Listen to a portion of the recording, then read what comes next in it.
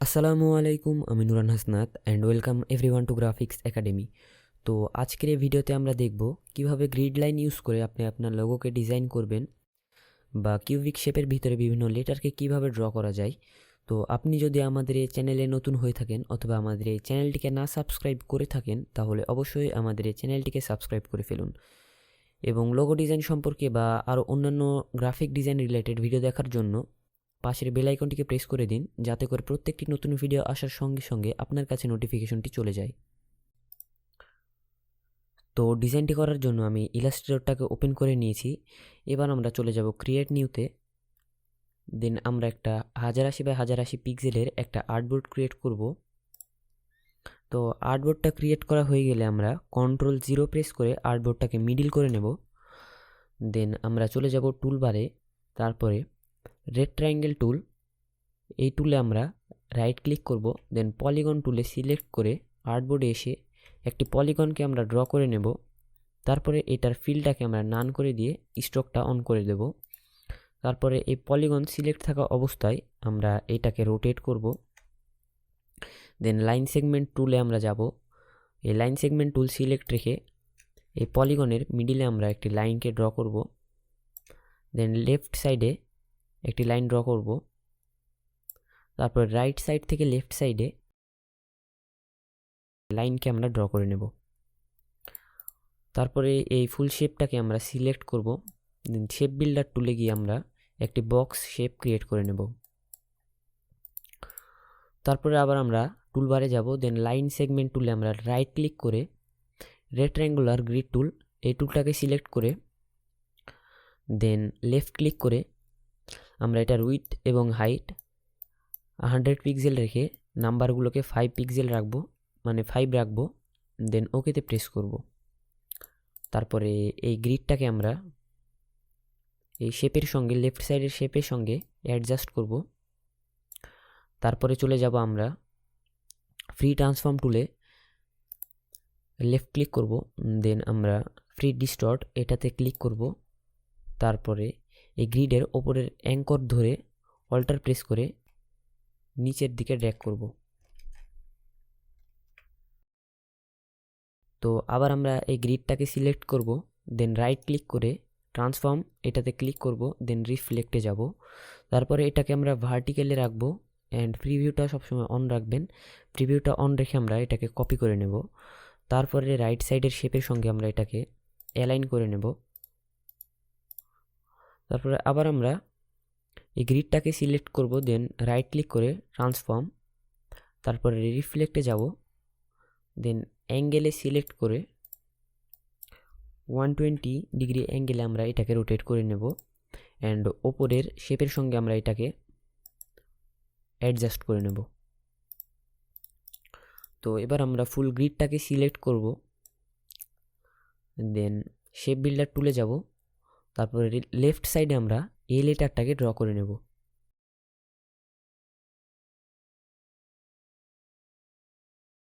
তো আমরা সাধারণত উপরের লেটারটাকে আমরা ব্ল্যাক কালার দিয়ে দেব।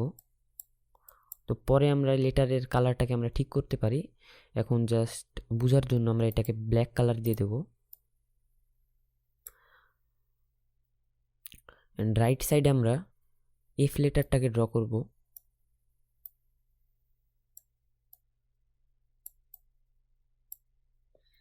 তারপরে এফের পাশে আমরা আই লেটার ড্র করে নেব।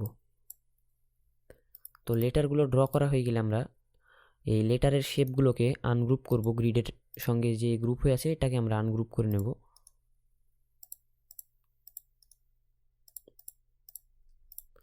তারপর লেটারগুলোকে সিলেক্ট করব। সিলেক্ট করে Ctrl+2 প্রেস করে আমরা লক করে দেব। দেন Ctrl+A প্রেস করে গ্রিডগুলোকে আমরা ডিলিট করে দেব।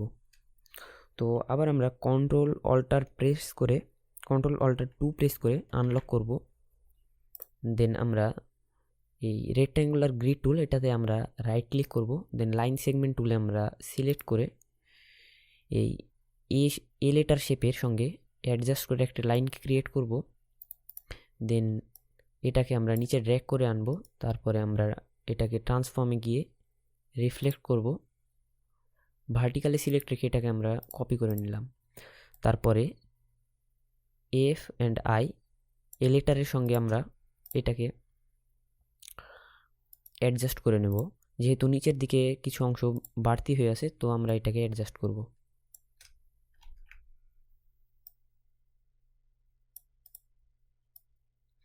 তো এটা সিলেক্ট করলাম, দেন শেপ বিল্ডার টুলে যাব, তারপর নিচের অংশগুলো আমরা মাইনাস করব, অ্যান্ড কাজ শেষ হয়ে গেলে আমরা লাইনগুলোকে ডিলিট করে দেব।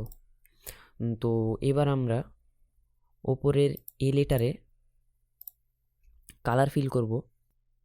তো এবার আমরা আমাদের লোগোটাকে আমরা কালার দিব। তো ওপরের এ অংশে আমরা অরেঞ্জ কালারটাকে ফিল করব।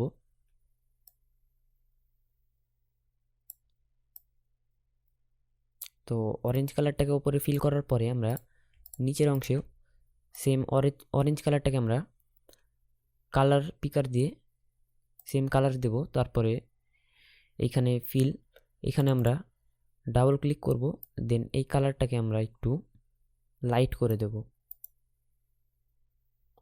আর একটু ডিপ করব হালকা। তো এবার আমরা এফ অ্যান্ড আই এইগুলোতেও সেম কালার ইউজ করব, অ্যান্ড লোগোটার স্ট্রোকটাকে আমরা নান করে দেব। তো আমরা এই নিচের যে কালারটা আমরা দিয়েছি অরেঞ্জ, এটাকে আমরা আরেকটু চেঞ্জ করতে পারি। আমরা ডিপও দিয়ে দেখতে পারি।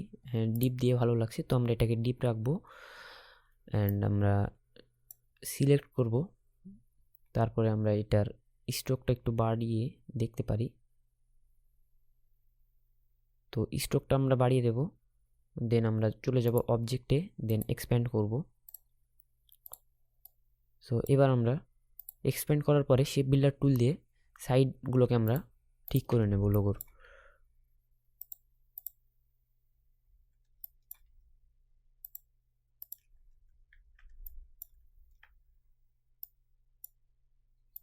সাইডগুলো ঠিক করা হয়ে গেলে আমরা এবার সেম কালারগুলোকে পিক করে দেব।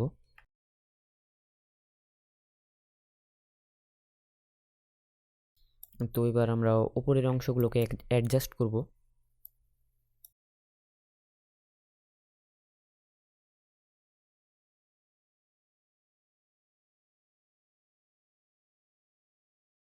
তো ভিডিওটি ভালো লেগে থাকলে ভিডিওতে একটি লাইক দিবেন এবং কমেন্ট বক্সে জানাবেন যে আপনাদের ভিডিওটি কেমন লেগেছে বা নেক্সট টাইম আপনারা গ্রাফিক্স ডিজাইন রিলেটেড কী ধরনের ভিডিও দেখতে চান।